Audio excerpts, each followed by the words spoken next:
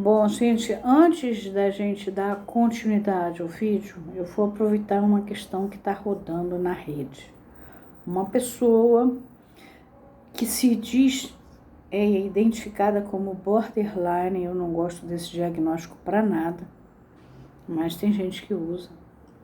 Encontrou com a soi-disant analista dela, num shopping, parece, e a mulher contou para ela, tinha sido analista dela, e contou para ela a história de uma outra pessoa que tinha o mesmo problema de identificação com esse tipo de diagnóstico de borderline, a quem essa soi-disant analista estava tratando. E a pessoa pergunta se isso é uma questão ética, porque então se essa pessoa contou o caso da outra para ela, pode contar para todo mundo. Bom, eu queria esclarecer aqui que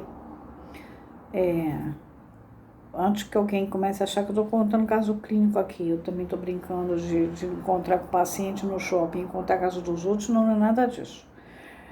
Cada vez que eu vou baixar o meu vídeo no YouTube, ele põe uma censura. Tem uma censura, por exemplo, não pode entrar criança vendo esse vídeo. Por quê? Porque trata de sexualidade infantil e coisas assim.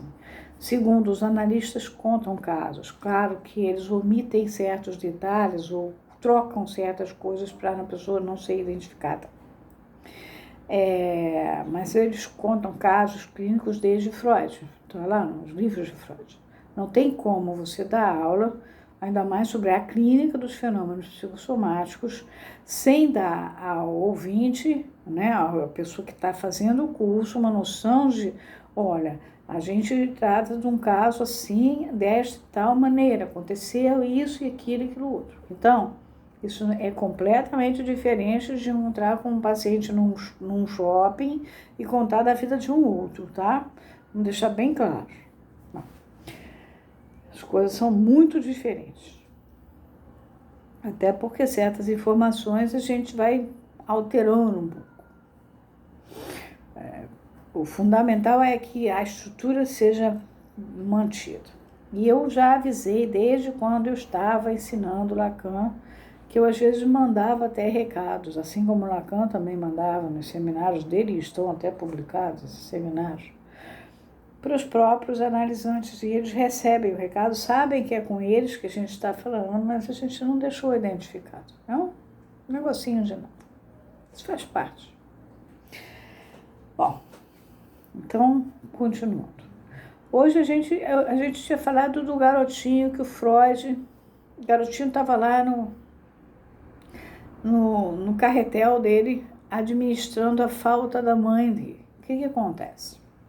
Quando o bebê muito bebê, eu falei para vocês que tem uma porção de marquinhas, né? Agora mamou, agora pegou, agora jogou a fralda, agora segurou, aí tem uma barulheira infernal em volta da casa, ou não tem um silêncio muito grande, tem alguém que fuma o tempo inteiro em cima da criança, tem muita gente nervosa pegando na criança, tem criança dentro da casa puxando o cabelo da criança, isso tudo vai marcando o corpo de uma porção de marquinhas que eu dei o nome de Barnungen, eu não, Freud, lá no projeto de psicologia para os neurologistas, em 1895. Barnungen quer dizer trilhamentos, está mal traduzido como facilitação, não é facilitação porque não facilita nada, são trilhamentos, como fosse trilho de trem.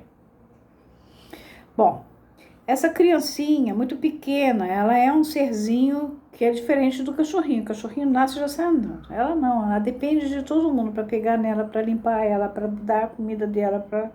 Então, e ela vai fazendo marcas do barulho do coração de uma pessoa, do balanço de uma pessoa que acalanta, da voz das pessoas.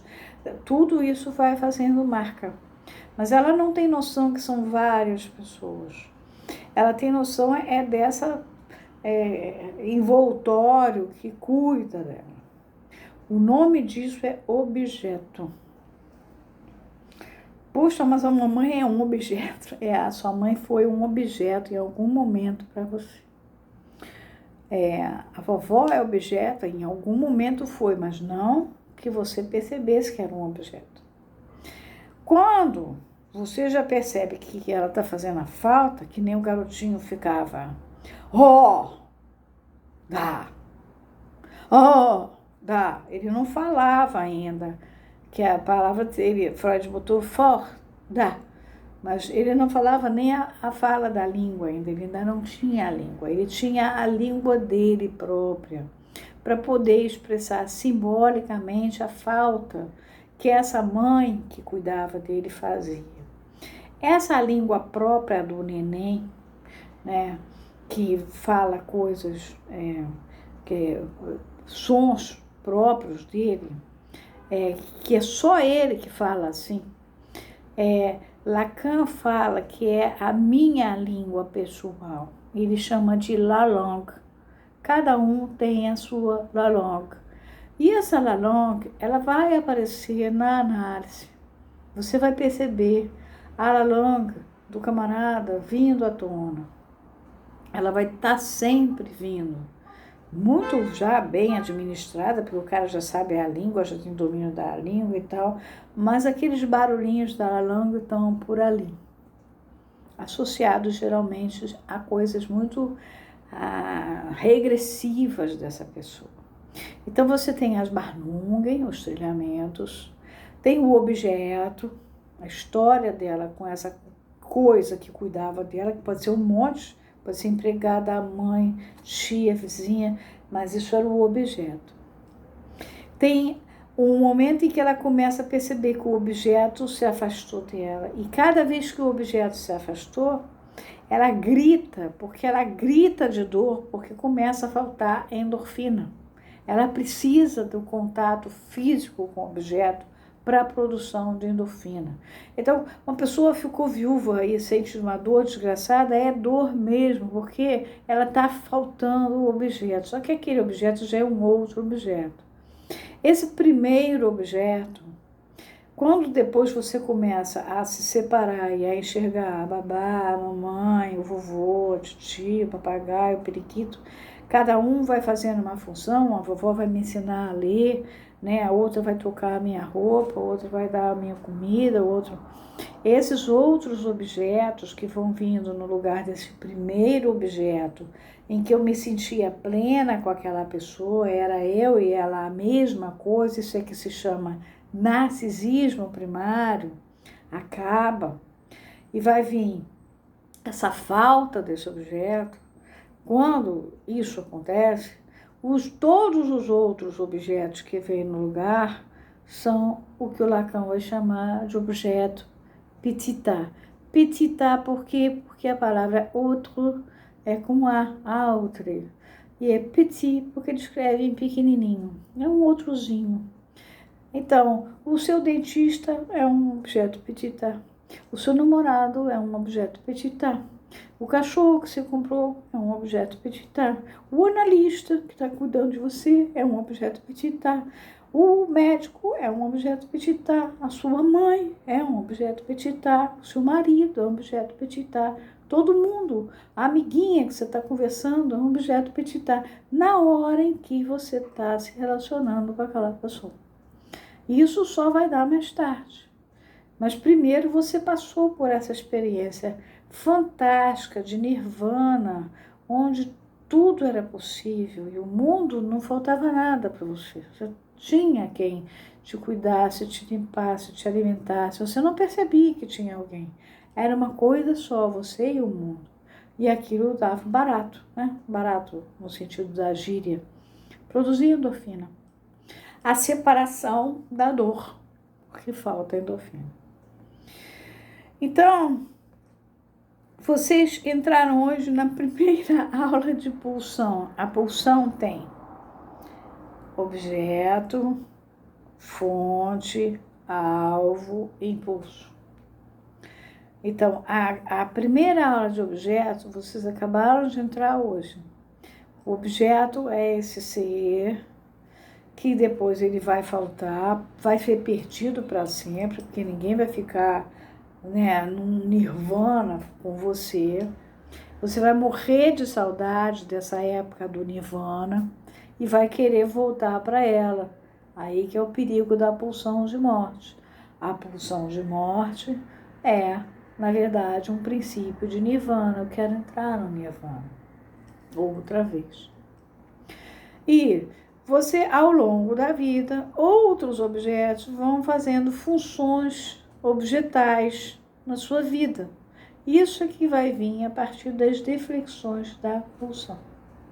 Então, a primeira aula de pulsão que vocês estão tendo hoje, nós começamos a entrar na pulsão, porque sem pulsão não tem como chegar a tratar ninguém. É essa. E a questão de ter que, eventualmente, contar um caso clínico, para dar um exemplo de que dói mesmo, dói fisicamente, dói porque perdeu um marido que você estava colado há 30 e tantos anos com ele, e aí ele morre, e ele fazia uma coisa colada, ele era o seu objeto A. Não era o seu objeto, mas era o objeto A. Ele cumpria as funções, quase que é um objeto que faz semblant, quer dizer, faz um como se daquele objeto maravilhoso que dá barato. Então, essa falta que a gente tem das pessoas, essa angústia que dá por causa do vazio, por causa dessa falta, e a dor que dá porque deixa de produzir endorfina, e que leva a gente a procurar ou sair disso, às vezes fazendo bobagens, né? Porque não está suportando o vazio, vem lá de trás, tá? E foi visto pelo Freud por esse garotinho, que já tinha a noção de ter perdido o objeto e já estava administrando essa saída. Não dominava a língua ainda tinha uma língua própria, a la langue.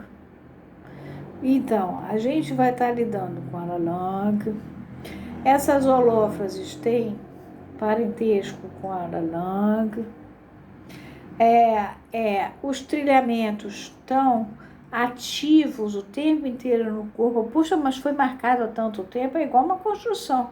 A construção, um prédio, tem as sapatas, tem a pedra fundamental, tem os alicerces, tem as vigas. Você não vai arrancar nada disso. Isso tudo está na construção do sujeito. Então, isso vai aparecendo em análise, por exemplo. Tá? Então, não tem como. Não, mas isso já foi há muito tempo. Imagina. Não foi há muito tempo, não. Isso está em você o tempo inteiro, até porque a gente não trabalha com esse negócio de tempo cronológico, né? E na física, na mecânica quântica, vocês sabem que tempo é só uma coisa ilusória, bobagem, você se dá o trabalho de usar o relógio, né?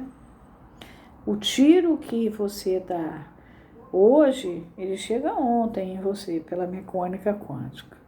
Você dá hoje o tiro, mas ele entra ontem, né? Essa ilusão que a gente tem do tempo cronológico é só uma ilusão. Então, isso tudo está presente no cidadão que vai à sua clínica. E vocês que estão doentes, quando vão a um clínico, ele tem que ter essa consciência que aquilo que você está apresentando tem uma história que pode ter acontecido lá antes de você nascer. E você, por sua vez, pode ter sido um objeto A para sua mãe ou para sua avó, que usou você para tapafiar um buraco porque seu avô tinha morrido e ela ocupou o buraco cuidando de você. E você foi um objeto A para ela, como se fosse um cachorrinho. Então, tudo isso, vocês hoje aprenderam no primeiro pedacinho da pulsão. Sem pulsão, eu não posso fazer nada na clínica dos fenômenos psicossomáticos, tá bom? E quanto a contar caso clínico, eu tenho que contar. Isso aí faz parte. E tem, sim, uma censura. Cada vez que eu vou descer, YouTube está lá escrito censura, tá, claro. E eu aceitei a censura, não tem como não ter a censura. Sobretudo por causa da sexualidade infantil. Mas o mundo psi supõe-se que seja restrito para psis. ou para pessoas que vão se interessar pelos estudos CIS, que vão levar a sério que se trata de uma questão psi, que não se trata de uma questão de consertar o pneu do carro, né? Então, é isso. E os textos, os casos vêm mascarados, né? Se a pessoa mora em Santa Catarina, eu falo que ela mora nos Estados Unidos, e assim por diante, a não ser que a doença precise de ser frio, calor para poder se manifestar, eu tenho que pegar uma coisa paralela e assim por diante.